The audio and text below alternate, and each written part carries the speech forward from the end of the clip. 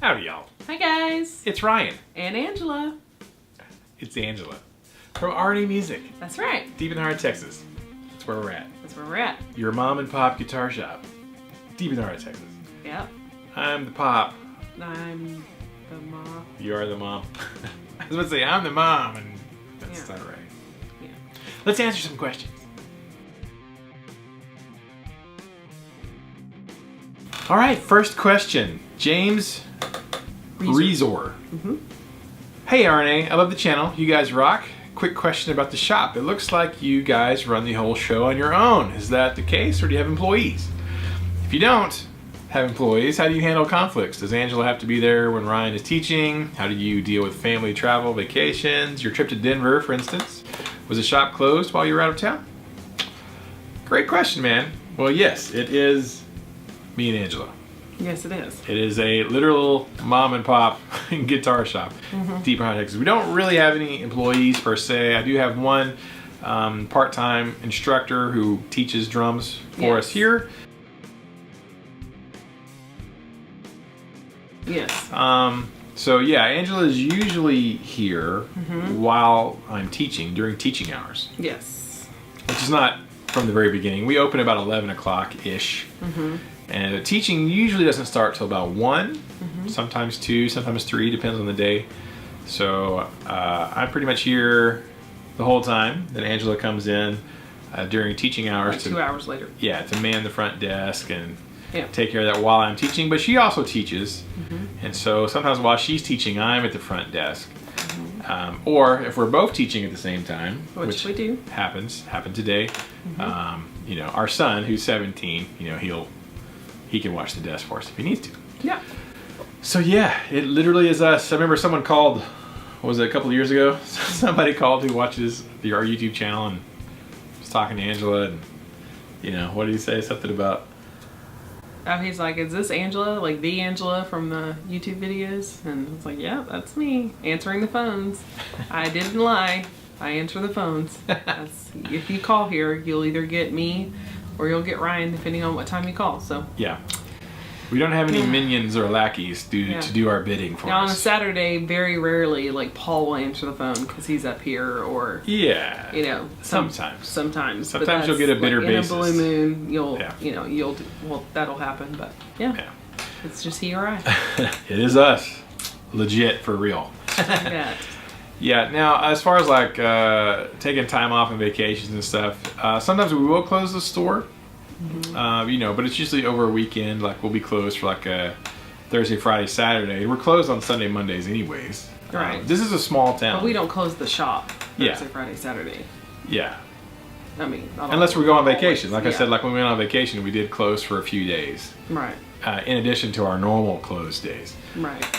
But you know, this is a small town. It's a very rural area, and there's a lot of small businesses, you know, mom and pop places. Like there's a really great steakhouse right down the road from us. It's a family-owned joint, and when the family wants to take a vacation, they've closed it for a week. I was walking by, I was like, man, how come there's nobody at Easley's? Yeah, we thought something would happen. What happened? I was like, sign on the door. On vacation, be back, you know. Such and such a date. Yeah, and I was like the restaurant. A restaurant. Yeah. So that's the kind of community that we live in. So yeah, we watch out for each other, and we have a gas station that's a family-owned gas station right across the street, and they watch our store sometimes, and even whenever they're not really watching our store, they're still watching out for us, just like we would watch out for them. So. Yeah. Now I do have, of course, my friend Paul, the bitter bass player. He has come up and watched the store for us for a day because he's worked retail before. He's in management, so he knows how to handle people and things, and knows how to sell stuff. So he's ran the store for me before while we were out. My friend Steven, who's the he's not on the channel very much, but he's been on a few of our recitals, singing and playing guitar. He's the Metallica video. Yep. Very good friend of mine, Steven. He also owns his own business. He has his own business, and but he also knows guitars and strings and gear, like, you know. So he's helped out as well as I do. And so Steve's come up, and like if we need to be gone, I'm like, hey, can you run the store for me Friday and Saturday while we're out of town? He's like, yeah, man, no problem. Yeah. But these are two guys who are like, they're like my brothers. You know what I mean? Like they're like family. So. Right. It's more of a, I have people to come fill in if I need them to, but just because we're bros. It's not like, you know. Just anybody can do that. Yeah, for sure. So, yeah, that's basically it. Thanks, James. Great question, man. Brian M. You guys are too funny. Glad you add a little bitterness to our lives. Ryan, if you said death row meal was gas station pizza, I would have fallen out of my chair. Yeah, my last meal on death row would not be gas station pizza. That was last week. You should go watch last week's video if you know what we're talking about. It's got a lot of comments about digital and analog stuff. Question: what is your favorite cabinet and speakers? Also, is a 2x12 cab too much for home use? What is your preferred guitar neck radius? Has Paul and Nicholas ever gotten into a bass riff war at the shop? Okay, so favorite cab and speakers, probably that I own and I've played through, is probably this Mesa Boogie cab. It's awesome. Sounds great. I believe it has Celestion Vintage 30s. Sounds like $1 million. So I like Mesa stuff, and I do like the sound of V30s. Celestions are great. I have played through some Eminence speakers. I do like Eminence a lot as well, but yeah, probably this Mesa 412. It's fantastic. 2x12 too much for home? No. I had a 2x12 at home for quite a while. When I do play out, I usually will use a 2x12 if possible. And I used to carry one. When I played at a different church for quite a long time, like every Wednesday and every Sunday, I was lugging in a 2x12 and a little 20-watt head. But I think you're definitely fine with a 2x12. I would prefer a 212 over 112 unless I'm just being really tired. You don't want to carry. I think you're fine with that. My preferred guitar neck radius, I had to look it up because I don't really think a whole lot about that too much, but probably somewhere between a 12 and a 14. Like my Schecter Hellraiser has a 14-inch radius, which I find really comfortable, and I think some of my single cuts are more of a 12. So that feels really good to me. You know, I don't mind a really flat radius too much. So that's kind of my comfort zone, 12 to 14. As far as the Paul and Nicholas thing, we might save that. I think what we're going to do is, because we have some questions for Paulie, and I'll probably go shoot a different video with just questions for Paul and myself, and maybe do a different segment. Maybe on Mondays it'll be like bitter bass day questions. Yeah. Questions for bitter bassists. Maybe we'll do a different segment for that. But so I'll save that Paul and Nicholas one for that. Yeah. Thanks, Brian. Great questions, man. Appreciate it. Had to change the battery in the camera. Yeah. So exciting. Corman Schiermeyer. What's the best way to learn songs, and what are some tips on starting a band? Great question, Corman. Now, for me, as a guitar player, I just don't know it's different probably than a vocalist, but as a guitarist or a drummer, as a guitar player, when I learn songs, of course, finding videos on YouTube is great. I like to use videos. I also really like to find the music, either tablature or sheet music, either one.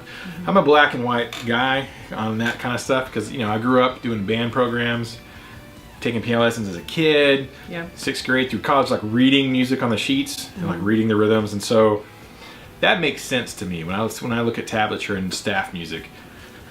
Zoning in, I can do it measure by measure by measure, by line if I need to. So that works for me really well. That may not work for everybody, of course, and so we're all different. We all learn different.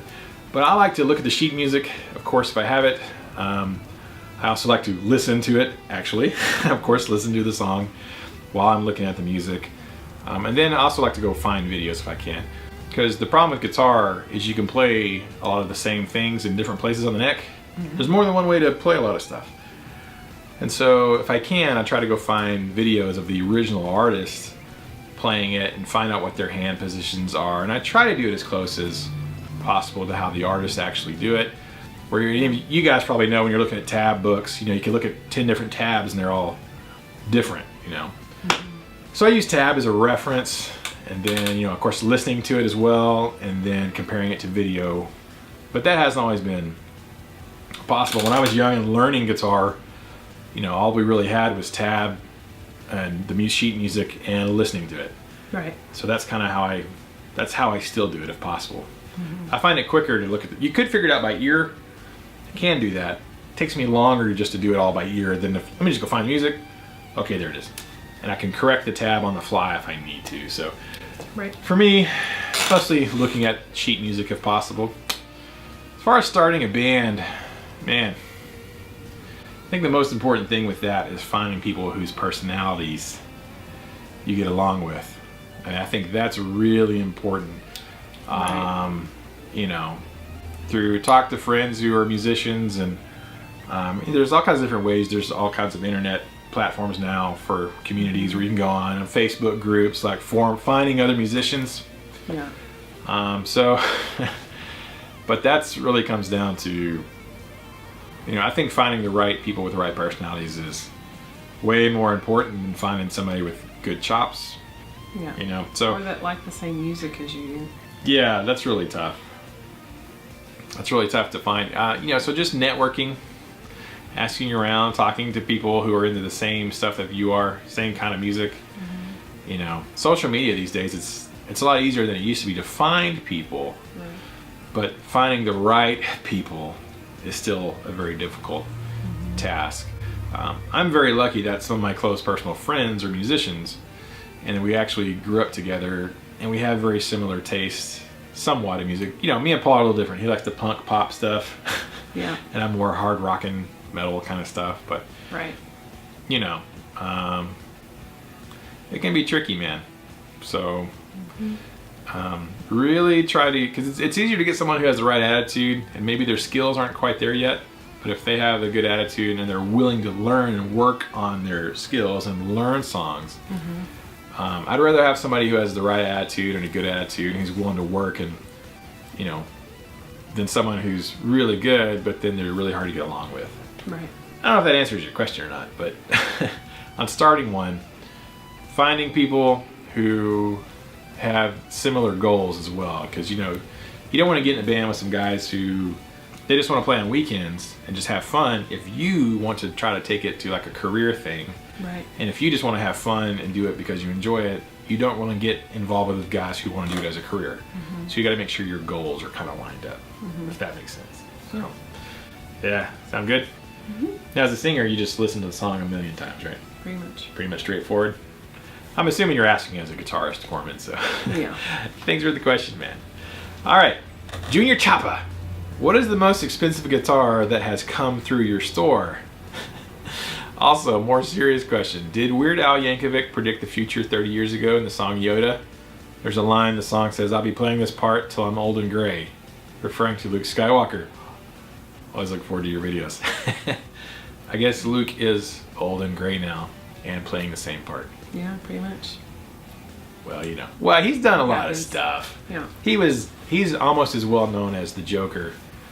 Well, maybe not quite as well known. I don't think anybody knows, but Batman fans know him as the Joker, Yeah. the best Joker, but yeah. As most expensive guitar, now, do you mean that I've actually come through the door, or that we've sold? he says come through. Well, the most expensive one that come through the door was a friend of mine. I'm not going to name his name, but a good friend of mine. He inherited a guitar from his grandfather. It was a 1961 Gibson 335.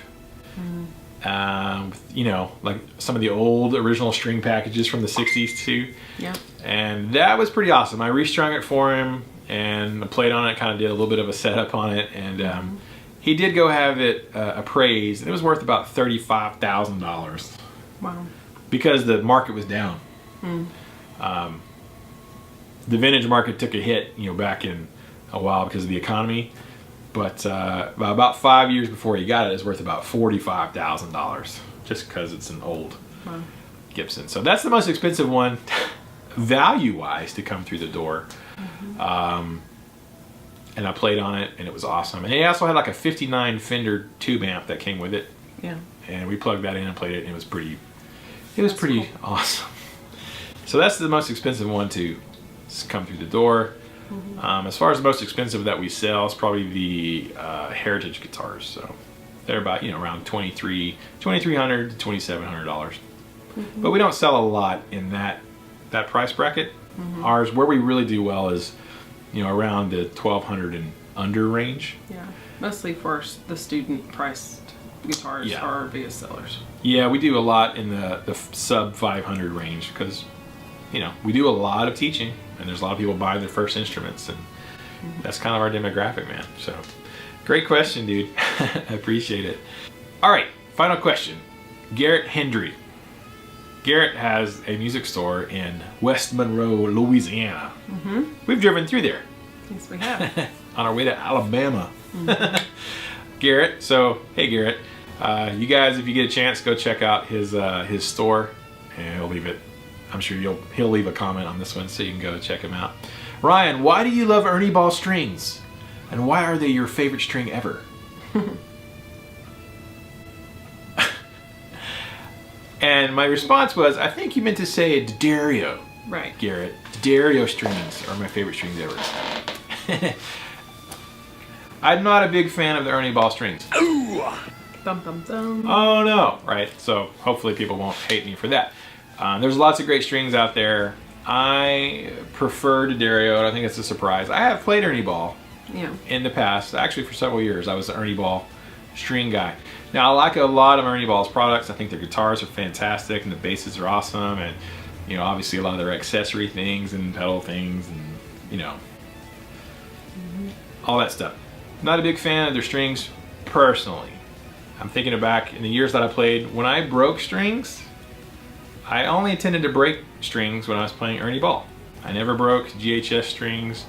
I never broke the DRs when I played DR. I never broke, hardly have ever broken a D'Addario playing. I did have a problem with elixirs breaking on me when I played, when I used elixirs. And on electric, the only time I ever broke strings, it was always an Ernie Ball. So that's just my experience, and that was a few years ago. I don't know if it's changed since then, but yeah. Just in case anybody's wondering, I'm a D'Addario guy. So yeah. So those are all the questions for this week. There you go. Thank you guys so much. Now there are a few more questions, but I'm going to save those, the ones that were specific to Paul, because Paul's not always going to be here when we shoot our Ask RNA videos. It's, you know, at the time of the week, and sometimes he's here, sometimes he's not. But I'm going to save those questions for him, and maybe do that on the weekend. Maybe we'll put, you know, Pauly questions out on Monday or something. So let's just see. We'll see. All right. My brain is all catawampus, to quote my favorite Aussie. All right, so those are all the questions for this week. If you have a question for next week, please leave it below for me or Angela, and we will try to answer them as best we can. Thank you for all the comments. I did read all the comments. Appreciate them very much. Yep. And we will see you guys next week. Keep the music alive. Don't forget it. Music needs you. And you need the music. Yeah, we need the music, and we need to keep it alive for that next generation coming up. These young guys and girls who are learning for the first time. Let's keep it alive for them. Let's keep it positive for them, and let's encourage them as they learn music. See you guys later.